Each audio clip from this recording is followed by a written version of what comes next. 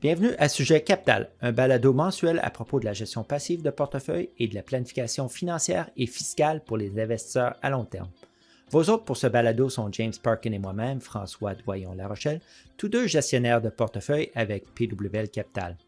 Au programme aujourd'hui, pour l'épisode numéro 88, nous passerons en revue l'univers changeant des FNB pour 2025 et ce qu'il nous a appris sur l'innovation, le bruit ambiant et la nécessité de rester discipliné. Bonne écoute!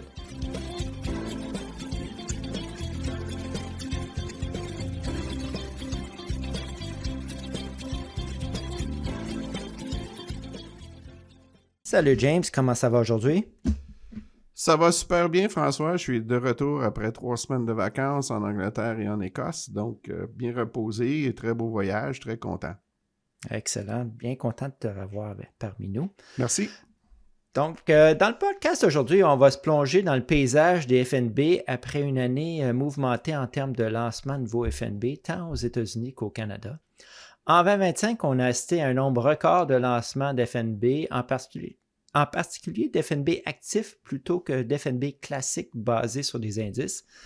Puis franchement, je pense que bon nombre de ces produits ne semblent pas avoir été conçus en pensant aux intérêts des investisseurs. Du moins, pas à ceux qui ont une vision à long terme. Donc, on va poser une question aujourd'hui, une question simple. Est-ce que toute cette innovation aide réellement les investisseurs? Très bonne question, François. Comme nos auditeurs réguliers, sans doute, notre réponse courte est vraiment non. La plupart de ces FNB exotiques sont conçus pour surfer sur les tendances d'investissement du moment, afin de rassembler des actifs et de générer des revenus pour le fabricant du produit.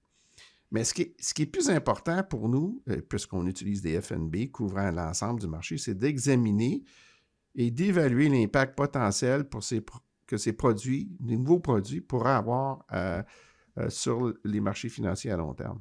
Ouais. Le problème pour les investisseurs à long terme est que l'afflux de nouveaux FNB rend de plus en plus difficile pour eux, comme pour des conseillers, de distinguer les outils d'investissement pertinents de la multitude croissante de distractions. On va donc aujourd'hui se pencher sur les raisons pour lesquelles l'univers des FNB explose avec de nouveaux produits et ce que ça signifie pour la construction de portefeuilles disciplinés. Pour nos auditeurs aujourd'hui, François, on va adresser le sujet, mais à un haut niveau, sans aller dans le micro-détail, car certains de ces nouveaux FNB sont vraiment super complexes à expliquer et difficiles à comprendre. On va vraiment se concentrer sur la vue d'ensemble et sur ce que les investisseurs doivent retenir dans tout ça. Donc, James, on va commencer par le plus surprenant peut-être, en tout cas pour moi, c'était 2025 a été une année record pour les nouveaux lancements d'FNB, tant aux États-Unis qu'au Canada. Aux États-Unis, plus de 1150 nouveaux FNB ont été lancés. Ça représente plus d'FNB lancés en une seule année qu'il en existait au total il y a 20 ans. Et parmi tous ces FNB qui ont été lancés, près de 65% étaient des FNB gérés activement. Donc, il y a désormais plus d'FNB gérés activement que d'FNB indiciels sur les marchés américains. C'est vraiment étonnant, mais c'est aussi significatif, François, car la plupart des investisseurs interprètent les FNB à l'investissement indiciel. Mm-hmm. Et je dois ajouter, François, que pour la toute première fois, il y a désormais plus d'FNB disponibles que d'actions individuelles cotées sur le marché américain. C'est vraiment phénoménal. Dans un récent rapport de recherche sur les FNB publié par la Banque nationale, un graphique montre qu'il y a actuellement près de 5000 FNB négociés aux États-Unis. Ah, c'est incroyable, James. Puis c'est également le cas ici au Canada. Il y a maintenant près de 1800 FNB qui sont transigés. Imaginez qu'on explique ça à un investisseur en 2005, que le secteur atteindrait ce niveau. Là, je pense qu'il nous prendrait pour des fous. Bien, je suis tout à fait d'accord avec toi, François. Je disais, chez PWL, on investit dans les FNB depuis plus de 20 ans. Et à l'époque, PWL était reconnu en fait comme les spécialistes des FNB parce qu'on était parmi les premiers à adopter des portefeuilles intégralement investis en FNB. Puis je me souviens qu'à l'époque, il y avait seulement une poignée d'FNB disponibles pour nous pour construire des portefeuilles robustes. Oui, c'est exactement ça. Puis aujourd'hui, en termes de lancement d'FNB, ici au Canada, on n'est pas loin derrière les États-Unis, compte tenu de la taille de notre marché, évidemment. Là, il y a 364 FNB qui ont été lancés l'année dernière. Et là encore, comme aux États-Unis, la majorité d'entre eux, 239 pour être précis, soit près des 2 tiers, sont gérés activement. Puis ça inclut pas les FNB inverses ou effets de levier ou les FNB sur les cryptos et les autres FNB sectoriels. Tous ces FNB relèvent de la catégorie des fonds passifs, mais on pense qu'il s'agit pour notre part, d'outils principalement utilisés pour les investisseurs particuliers qui les négocient activement, donc qui visent plus le gestionnaire ou la gestion active. Mais ça, François, je soulignerais que c'est vraiment un changement radical par rapport au passé, assez récent. Pendant des années, les FNB étaient pratiquement synonymes d'investissement indiciel à faible coût. Essentiellement, on achetait un FNB parce qu'on recherchait une exposition au marché total, des frais réduits, une efficacité fiscale et de la transparence. Mais aujourd'hui, la structure des FNB est utilisée pour toutes sortes d'autres stratégies, comme tu l'as mentionné, François, des stratégies actives, des produits dérivés, produits à base d'effets de levier et des investissements thématiques. Fait que les investisseurs doivent vraiment faire attention à bien comprendre les actifs sous-jacents et les risques liés à un investissement dans ces produits. C'est exactement ça, James, et c'est là que le problème commence. La structure des FNB est neutre. C'est un outil, c'est un véhicule, un moyen de distribution, mais c'est ce qu'il y a à l'intérieur qui compte vraiment et c'est là c'est ça qui est de plus en plus discutable. J'ajouterais, François, pour nos auditeurs, que notre collègue Ben Felix, dans une de ses récentes vidéos YouTube, qualifie ce tsunami de nouveaux produits de bouillie des FNB, ou en anglais ETF slop. Ce que ça souligne, c'est que la plupart de ces nouveaux produits sont de très mauvaise qualité et produits en masse, tout comme les produits générés par l'intelligence artificielle, d'où l'origine de la connotation slop ou bouillie en français. Oui, exactement. Puis beaucoup de ces produits sont conçus dans une optique marketing pour collecter des actifs et générer des revenus, et non dans le but premier d'assurer le bénéfice à long terme des investisseurs. Selon un rapport de National Bank Capital Markets, le ratio des frais de gestion FRG moyen d'un FNB au Canada dépasse maintenant 65 points de base. C'est très loin des FNB indiciels traditionnels des marchés totaux qui facturent généralement moins de 10 points de base pour les actions canadiennes ou américaines et légèrement plus pour les actions internationales et des marchés émergents. Heureusement, il s'agit quand même là, d'une moyenne simple de tous les FNB parce que le ratio de frais de gestion moyen pondéré en fonction des actifs est 2 fois moins élevé à 32 points de base, ce qui montre quand même que la majeure partie des actifs se trouve toujours dans des FNB à moindre coût. François, je dirais que cette information que tu partages est vraiment très utile pour nos auditeurs. Mais il existe aujourd'hui certains FNB dont le RFG dépasse 1%. Alors, pour moi, quand on voit des frais aussi élevés, c'est une tarification de fonds communs de placement pour les clients aux investisseurs au détail. Mais on l'a déguisé dans le FNB. Fait que le danger ici, c'est que les investisseurs voient FNB et supposent que automatiquement, ça va être un frais peu coûteux. Ah, tout à fait, James. Puis parallèle à ça, c'est comme entrer dans une épicerie et d'aller dans le rayon des céréales et de penser que parce que ça s'appelle des céréales, qu'elles sont toutes bonnes pour la santé. Puis quand il n'y en a aucune d'entre elles qui est aussi bonne pour la santé que le gruau.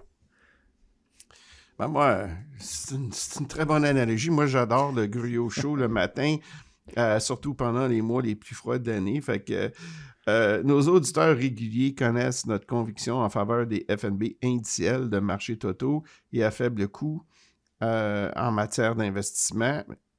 Je sais, c'est ennuyeux d'investir dans ce genre d'FNB, mais ils sont en compétition aujourd'hui pour l'attention des investisseurs au milieu de tout ce bruit de nouveaux produits. Et c'est vraiment le danger qui guette les investisseurs autour de ces nouveaux FNB. Il y a beaucoup de bruit dans le marché en ce moment. Exactement, James. Puis tu sais qu'on a atteint un certain point où l'innovation en matière d'FNB commence à ressembler à une séance de brainstorming qui a déraillé. Et c'est pas une blague, j'ai lu dans un article de Jason Zweig, publié dans le Wall Street Journal, qu'il existe maintenant un FNB basé sur les divulgations des ovnis. La fiche d'information indique, puis je cite, le FNB Total Capital UFO Disclosure est conçu pour investir dans des entreprises susceptibles de tirer profit de la divulgation, de la confirmation ou de l'exploitation par le gouvernement de technologies avancées liées à des phénomènes anormaux non identifiés. J'en reviens pas, François, mais c'est preuve positive, à mon avis, que l'industrie des services financiers n'a pas l'intérêt des investisseurs à cœur. C'est vraiment le comble de l'absurdité. C'est là que l'ingénierie financière croise le monde du divertissement. Et bien, d'un côté, c'est amusant d'entendre cette histoire-là, mais ça devrait également inquiéter les investisseurs. Quand ces produits ne sont pas des outils d'investissement sérieux, à mon avis, sont clairement commercialisés auprès d'investisseurs particuliers qui ne connaissent, qui ne comprennent pas bien tous les risques dans lesquels ils s'engagent. Oui, tout à fait, James. Puis en plus des risques d'investissement, comme ces fonds sont des produits de niche, très modestes et ils ne rassemblent souvent que quelques millions de dollars, ils finissent par fermer. Puis en 2025, selon Morningstar, il y a 150 FNB actifs qui ont fermé ou fusionné. Ça, c'est rien qu'aux États-Unis. Je n'ai pas les données pour 2025 qui concernent le Canada, mais au cours des 2 dernières décennies, un article récent du Globe and Mail indiquait que 650 FNB, 654 pour être précis, FNB avaient fermé ou fusionné ici au Canada. C'est énorme. Et quand tu dis que tu en as 1800, c'est à peu près le tiers. Là. Fait que c'est l'envers de la médaille. Si on a des lancements de produits FNB records, ben, l'autre côté de la médaille, c'est qu'il va y avoir des fermetures records. Si un fonds n'accumule pas suffisamment d'actifs, c'est évident que le gestionnaire va le fermer et c'est une expérience vraiment désagréable pour les investisseurs. Ils se retrouvent confrontés à des conséquences qui échappent à leur contrôle. Puis, ça inclut le moment choisi où le manufacturier va fermer le produit, va le liquider, ou les conséquences fiscales de cette liquidation. Oui. Puis c'est pas seulement les petites firmes qui ferment des fonds, même des grands noms comme Fidelity et Ark aux États-Unis, ou la BMO, la RBC et McKinsey ici au Canada ont fermé des fonds l'année dernière. Si les actifs de gestion ne sont pas au rendez-vous, le fonds, il disparaît, c'est tout. Les investisseurs doivent comprendre que l'engouement n'est pas synonyme de valeur à long terme et malheureusement, ceux qui ne le comprennent pas finissent par en payer le prix. Là. Tout à fait, François. Les investisseurs doivent comprendre que les fabricants de nouveaux produits doivent rivaliser avec des géants mondiaux comme Vanguard, BlackRock et State Street que tu as mentionné tantôt. Si vous êtes un nouveau fabricant de FNB, vous n'allez pas vous lancer à lancer un énième fonds S&P 500 car vous ne pouvez pas rivaliser avec eux en termes d'actifs sous gestion et par conséquent proposer des frais aussi bas. La logique commerciale veut donc qu'ils se tournent vers les secteurs où les marges sont plus intéressantes. Ça signifie des produits basés sur des thèmes d'investissement uniques qui reflètent les tendances actuelles. C'est-à-dire des FNB de produits dérivés basés sur des options à effet de levier, ainsi que des stratégies concentrées sur une seule action. En fait, ce qui semble innovant et susceptible d'attirer l'attention et donc des actifs. Oui, je suis d'accord, James. Puis il ne faut pas oublier que l'industrie de l'investissement n'est pas l'ami de l'investisseur. Ces acteurs sont là pour gagner de l'argent. C'est pourquoi on assiste à cette explosion d'FNB niche, complexe et aux frais élevés.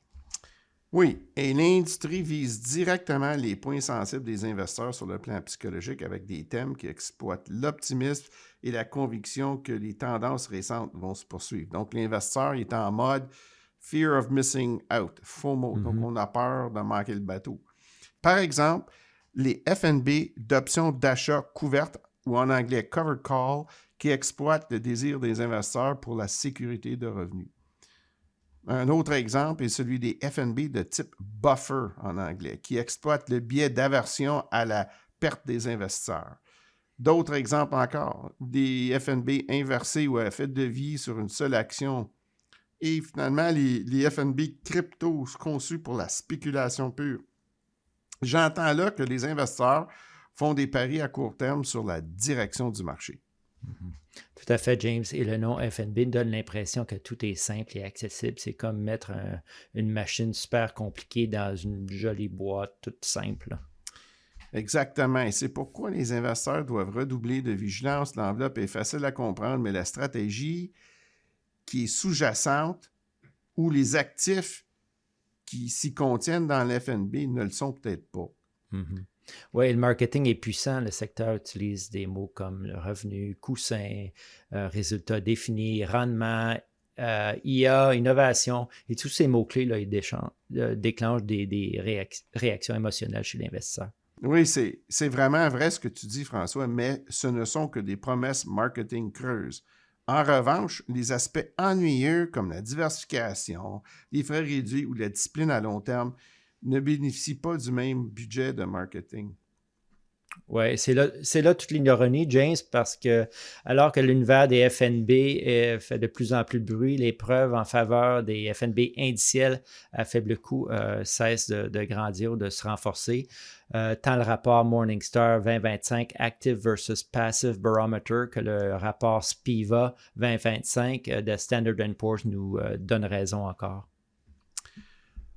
En effet, François, en 2025, selon Morningstar, seulement 38% de tous les fonds gérés activement disponibles aux États-Unis ont survécu et ont surperformé leur homologue passif moyen.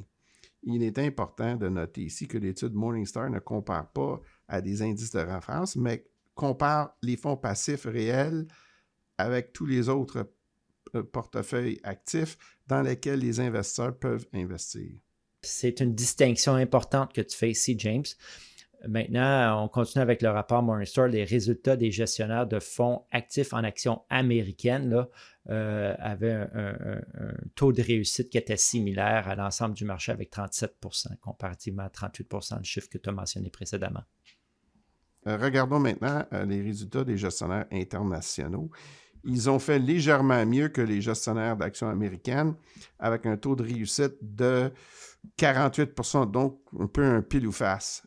Mais ces données-là ont été influencées par la performance des gestionnaires des marchés émergents qui, eux, ont dans l'ensemble affiché un taux de réussite de 64%. Oui, effectivement. Si on regarde maintenant les titres à revenus fixes, le taux de réussite pour les gestionnaires actifs est tombé à 40% par rapport à l'année dernière. Et dans le domaine des obligations d'entreprise, seulement 4% des gestionnaires actifs ont surpassé leur homologue passif l'année dernière.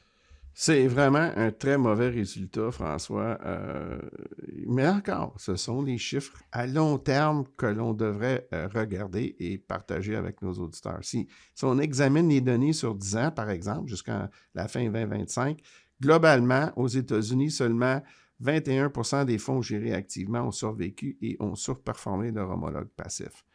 En analysant plus en détail les données relatives aux actions américaines, mais maintenant cibler les actions à grande capitalisation, le taux de réussite à long terme n'était que de 8,1%. C'est vraiment important parce que c'est vraiment le segment où la plupart des investisseurs américains placent leur argent.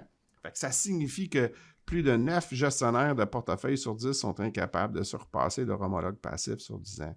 Puis sur 20 ans, le taux de réussite tombe à 6,4%. Là. C'est terrible. Oui, c'est vraiment faible. Puis la répartition des résultats est aussi importante. James Morningstar montre que dans les catégories de grande capitalisation américaine, la conséquence pour avoir choisi le mauvais gestionnaire actif est bien plus importante que la récompense d'avoir choisi un gestionnaire gagnant.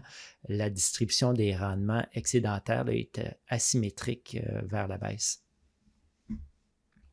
François, ça ne fait que confirmer nos propos. Même s'il y a quelques gagnants, les chances sont faibles et les risques liés à un mauvais choix sont considérables. Effectivement. Et les frais, James, le rapport le mentionne, a toujours une importance. Au cours de la dernière décennie, 31% des fonds gérés activement les moins chers ont surpassé leur homologue passif. contre seulement 17% des plus chers. Ça nous rappelle que le coût encore est un facteur important en investissement. Pas de surprise là, François. Si l'on examine maintenant les fonds gérés activement au Canada, les résultats d'après le tableau de bord Spiva Canada 2025 ne sont pas très différents. Le rapport souligne que 85,4% des fonds gérés activement, toutes catégories confondues, ont sous-performé leur indice de référence l'année dernière. Oui, et les fonds gérés activement, dont l'indice de référence est un grand indice boursier comme l'indice ici au Canada S&P TSX ou l'indice S&P 500 aux États-Unis ou l'indice S&P Europe Asie-Pacifique, ont tous échoué lamentablement en 2025 puisque leur sous-performance était tous supérieure à 89%. Sur 10 ans, leur taux de performance est encore pire, même catastrophique, je devrais dire, là. Puis leur taux de performance dépasse tous 97%. Donc, c'est seulement 3% des gestionnaires actifs qui ont su battre leur indice de référence sur 10 ans. C'est terrible, là. Mais François, alors, il faudrait peut-être conclure avec toutes ces données et ces statistiques. Qu'est-ce que nos auditeurs doivent retenir de la frénésie des nouveaux produits FNB de 2025? Eh bien, James, pour commencer, il ne faut pas confondre innovation et amélioration. Ce n'est pas parce qu'un nouveau produit est lancé qu'il est meilleur. Deuxièmement, la simplicité l'emporte toujours. La complexité a tendance à augmenter les coûts, à accroître les risques et à réduire la transparence. Troisièmement, fiez-vous aux faits. Le SPIVA, le rapport Morningstar et des décennies de recherche académique vont tous dans le même sens. La gestion active, surtout à long terme, ça ne fonctionne pas. Quatrièmement, les investisseurs doivent faire le tri dans le bruit du marché ambiant. L'univers des FNB est désormais un immense supermarché, mais rempli de junk food, de malbouffe. Pour manger sainement, il faut faire des choix judicieux. Et enfin, il faut se rappeler les paroles de John Bogle, le fondateur de Vanguard, que je cite, « On obtient ce pourquoi on ne paie pas ». Eh bien, François, cette citation, elle est vraiment classique. Je voudrais conclure pour nos auditeurs en rappelant, comme toujours, que notre objectif est d'aider les investisseurs à se concentrer sur ce qui compte vraiment. L'univers des FNB devient peut-être de plus en plus chaotique, mais les principes fondamentaux d'un investissement judicieux restent les mêmes. Des frais réduits, une diversification à grande échelle et une discipline de placement porteront fruit pour les investisseurs avec une mentalité d'investir à long terme. Bien dit, James. Et sur ce, on va conclure. Donc, merci d'avoir partagé ton expertise et ton savoir, James. Ça m'a fait grand plaisir, François. Sur ce, c'est tout pour ce 88e épisode de Sujet Capital. Nous espérons que vous avez aimé. N'hésitez pas à nous envoyer vos questions et suggestions. Vous pouvez nous joindre par courriel à sujetcapital@pwlcapital.com. Également, si vous souhaitez notre expertise dans la gestion de vos actifs, vous pouvez nous joindre en cliquant sur le bouton « Contactez-nous » qui se trouve sur la page d'accueil de Sujet Capital et sur toutes nos publications. De plus, si vous aimez notre podcast, partagez-le avec votre famille et vos amis. Et si vous n'êtes pas abonné, faites-le s'il vous plaît. Encore une fois, merci d'être à l'écoute et joignez-vous à nous pour notre prochain épisode à paraître le 22 juillet. N'oubliez pas de consulter le site web de Sujet Capital pour voir nos derniers blogs. Merci encore et à bientôt.